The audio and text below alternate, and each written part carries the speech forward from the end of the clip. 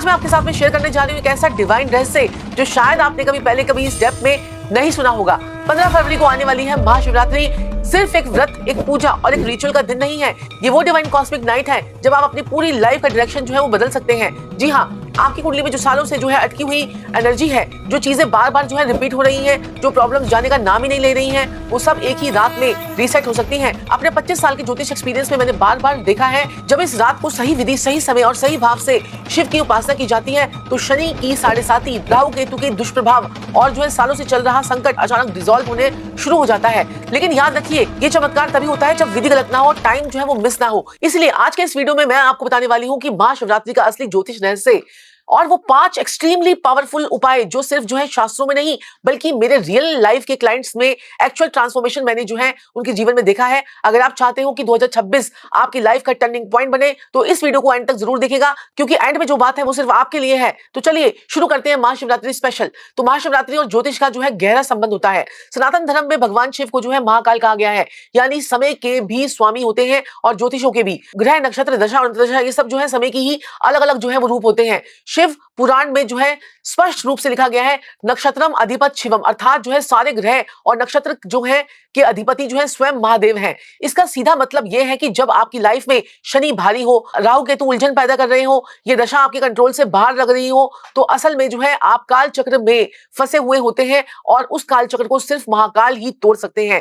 इसीलिए वैदिक ज्योतिष कहता है कि महाशिवरात्रि ग्रह शांति की सबसे श्रेष्ठ रात होती है। अब एक साइंटिफिक और ज्योतिषीय फैक्ट जो है वो समझते हैं। महाशिवरात्रि आती है तो फाल्गुन कृष्ण पक्ष की चतुर्दशी को अमावस्या से सिर्फ एक दिन पहले इस रात जो है चंद्रमा लगभग 96% तक जो है वो क्षीण होता है। और ज्योतिष में जो है चंद्रमा मन का कारक होता है। जब चंद्रमा कमजोर होता है तो मन अपने आप जो है वो शांत होता है, थॉट्स धीरे धीरे हो जाते हैं और ईगो जो है वो डिसॉल्व होने लगता है। और यही वो मोमेंट होता है जब ध्यान, संकल्प और साधना सबसे ज्यादा पावरफुल जो है वो हो जाती है। इसीलिए जो है साधु, योगी और तांत्रिक इस रात को कहते हैं सिद्धि की रात। और इसलिए इस रात को जो भी आप शिव को अर्पित करते हो वो बिना किसी रुकावट के सीधा उन तक जो है वो पहुंचता है। जी हाँ, सिद्धियों की रात, रहस्य प्लस साइंस आपने लिए सुना होगा। महाशिवरात्रि सिद्धियों की रात होती है, लेकिन इसका मतलब क्या है? ज्योतिष और तांत्रिक दोनों मानते हैं कि इस रात को सहस्त्रसारा चक्र जो होता है सबसे ज्यादा हमारा एक्टिवेट होता है। जब ये चक्र जो है जागता है तो इंट्यूशन हमारी शार्प होती है, अंदर की आवाज जो है आपकी सुनाई देने लगती है और कई बार लाइफ चेंजिंग साइंस जो है वो आपको मिलने लगते हैं।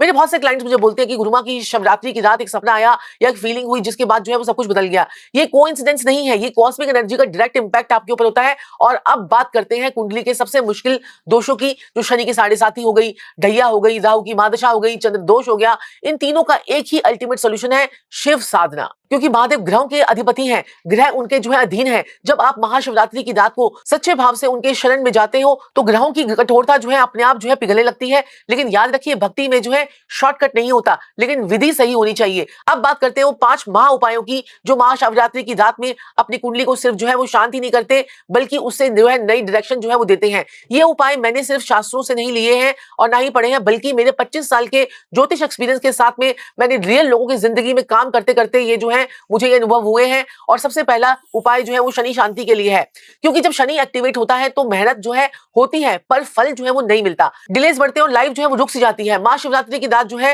निशिता काल के समय जो है यानी लगभग 11:45 से लेकर 12:45 के बीच में अगर आप 108 बेलपत्र शिवलिंग पर चढ़ाते हैं और हर बेलपत्र के साथ में ओम नमः शिवाय या ओम त्र्यंबकम यजामहे का जाप करते हैं तो ये शनि की कठोर एनर्जी को धीरे धीरे पिघलाने लगते हैं। और साथ ही अगर आप जो है काले तिल और दीपक जलाते हैं तो ये शनि को शांत करता है, क्योंकि बेलपत्र जो है वो त्रिदेव का, ब्रह्मा विष्णु महेश का प्रतीक है। और शिव पुराण के अनुसार जो है बेलपत्र चढ़ाने से पूर्व जन्म के कर्म जो है वो हल्के होने शुरू हो जाते हैं। अगर आप जो है मंदिर नहीं जा सकते हैं तो घर में ही शिव जी की तस्वीर के आगे सामने जो है ये बेलपत्र चढ़ा दीजिए और उसके बाद अगले दिन जाकर मंदिर में जाकर चढ़ा दीजिएगा। वो आपको उतना ही प्रभाव मिलता है, बस भाव जो है आपके शुद्ध होने चाहिए। चलिए बात कर लेते हैं दूसरा उपाय। राहु केतु जैसे जो है छायाग्रह, कहते हैं कि छायाग्रहों के लिए ये उपाय है जो लाइफ में जो है कंफ्यूजन, अचानक अप्स एंड डाउन्स और इल्यूजन क्रिएट करते हैं। राहु केतु की एनर्जी जो है वो सर्व शक्ति होती है और महादेव के गले में जो है वसुकी नाम का जो है नाग जो है उनके गले में है, तो इसका परिणाम है कि ग्रहों को कंट्रोल करने वाले जो है शिव ही है। महाशिवरात्रि की रात को अगर आप 5 मुखी या 6 मुखी रुद्राक्ष को गंगा जल और पंचामृत से शुद्ध करके ओम नमः शिवाय का जो है 108 बार जाप करके एनर्जाइज करते हैं तो अगले दिन उसे यूज करते हैं, उसे गले में पहनते हैं, धारण कर लेते हैं, तो राहु केतु का नेगेटिव इंपैक्ट धीरे धीरे न्यूट्रलाइज होना शुरू हो जाता है। और आपको पता है कि रुद्राक्ष जो है वो शिव जी के आंसुओं से जो है उत्पन्न माना जाता है, इसलिए इसका सीधा डिवाइन फ्रीक्वेंसी कैरी करता है। अगर असली रुद्राक्ष जो है लेना पॉसिबल ना हो तो बिलपत्र माला एक सेफ और शास्त्रीय विकल्प होता होता है, लेकिन नकली रुद्राक्ष से कोई भी आपको लाभ नहीं होता। तीसरा उपाय चंद्र दोष और मन की शांति के लिए, क्योंकि जब चंद्र कमजोर होता है तो व्यक्ति जो है वो ओवरथिंकिंग, एंजाइटी और इमोशनल इंस्टेबिलिटी से जो है वो घिरा रहता है। महाशिवरात्रि की रात जो है चंद्र सबसे कमजोर होता है और यही वो समय होता है जब इसका रियल यूज कर लिया जाए। और अगर असंभव हो तो इस रात में जो है चंद्र दर्शन जो है वो करने चाहिए। और अगर जो है बादल या अमावस्या के कारण जो है चंद्र ना दिखे तो मन ही मन में उसकी कल्पना कीजिए और उसके बाद जो है शिवलिंग पर जाकर दूध, दही, शहद और घी से अभिषेक करें और ओम सोमाय नमः का 108 बार बैठकर वहीं पर जाप कीजिए। ज्योतिष कहता है कि चंद्र शिव का जो है मानस पुत्र है, इसलिए जब आप शिव की आराधना करते हैं तो चंद्र आपके जो है अपने आप बैलेंस होता है, होना शुरू हो जाता है। अगर आप जो है पूरी रात जागरण करते हैं तो ये उपाय मन और इमोशंस पर जो है गहरा ट्रांसफॉर्मेशन जो है वो लाता है।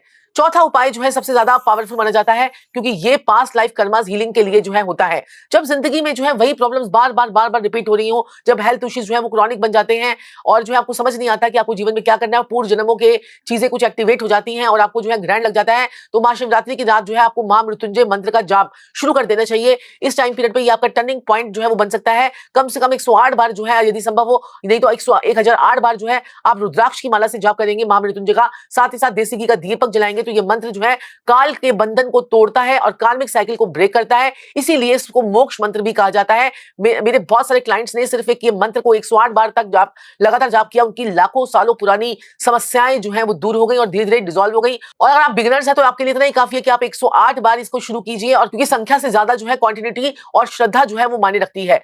पांचवा और सबसे सिंपल उपाय लेकिन सबसे अत्यधिक जो है महत्वपूर्ण उपाय जो है, ज्योतिष कहती है कि दान से बड़ा कोई भी उपाय नहीं होता, क्योंकि दान जो है सीधा कर्म को न्यूट्रलाइज करता है। महाशिवरात्रि के दिन जो है रात अगर आप किसी जरूरतमंद को भोजन करवाते हैं या काले तिल, उड़द की दाल और लोहे की चीजों का दान करते हैं, और किसी को जो है चांदी का सिक्का जो है अपनी माता से आप ले लेते हैं, और जो है किसी को सफेद कपड़े अगर दान करते हैं तो आपके लिए बहुत ही बढ़िया रहता है। राहु केतु के दुष्प्रभाव कम होते हैं। सबसे जरूरी बात यह है कि दान हमेशा चुपके से बिना किसी एक्सपेक्टेशन के लिए जो है वो किया जाता है, क्योंकि महादेव जो है वो भोलेनाथ इतने भोले हैं कि उनको दिखावा जो है वो बिल्कुल पसंद नहीं है। एक बात दिल से कहना चाहती हूं कि ये सारे उपाय तभी काम करते हैं जब आप उन्हें सिर्फ रिचुअल की तरह जो है नहीं बल्कि भाव के साथ में करते हैं। मैकेनिकल तरीके से की गई पूजा सिर्फ क्रिया बनकर रह जाती है, लेकिन अगर श्रद्धा से की गई पूजा जो है वो साधना की कृपा आपके ऊपर होती है। और मैं जानती हूं आप मन से बहुत लोग परेशान हैं, रास्ते बंद हो चुके हैं, किसी की कुंडली में कोई दोष है, किसी कुंडली के रास्ते बंद हो रहे हैं, लेकिन सनातन धर्म का सबसे बड़ा संदेश यही है, तमसो मां ज्योति गमे, यानी कि जो है अंधेरे से प्रकाश की ओर एक कदम बढ़ाओ चले। चाहे शनि की 7.5 हो, राहु की माता चाहो या कोई भी आपको जीवन की कठिनाई हो, महाकाल के आगे आपने जो है मन से, श्रद्धा से आपने जो है ये सब चीजें करनी है। जब आप महाशिवरात्रि की रात को सच्चे मन से शिव को याद करते हुए वो आपकी सुनते हैं, और शायद तुरंत रिजल्ट ना दिखे, लेकिन शायद आपको जो है लगे कि कुछ बदला ही नहीं है, लेकिन विश्वास रखिए कॉस्मिक लेवल पर आपकी एनर्जी जो है वो शिफ्ट हो चुकी है। मैं एक एस्ट्रोलॉजर हूं, लेकिन मैं एक भक्त भी हूं, और मैंने अपनी जिंदगी में यही सब सीखा है कि ज्योतिष जो है वो रास्ते दिखाता है, पर मंजिल जो है तक शिव की कृपा ही ले जाती है। महाशिवरात्रि पर एक्सपेक्टेशंस नहीं, समर्पण कीजिए और धीरे धीरे आप देखेंगे कि आपकी कुंडली जो है वो खुद ही बदलने लगती है। अगर आपको ये वीडियो पसंद आया हो तो चैनल को सब्सक्राइब कीजिए और जरूर लाइक कीजिए, और कमेंट सेक्शन में ओम नमः शिवाय लिखिएगा, क्योंकि ये सिर्फ एक जो है कमेंट नहीं बल्कि आपका संकल्प है महादेव पर आपका सदा कृपा बनाए रखने का। हर हर महादेव, हर हर महादेव, हर हर महादेव।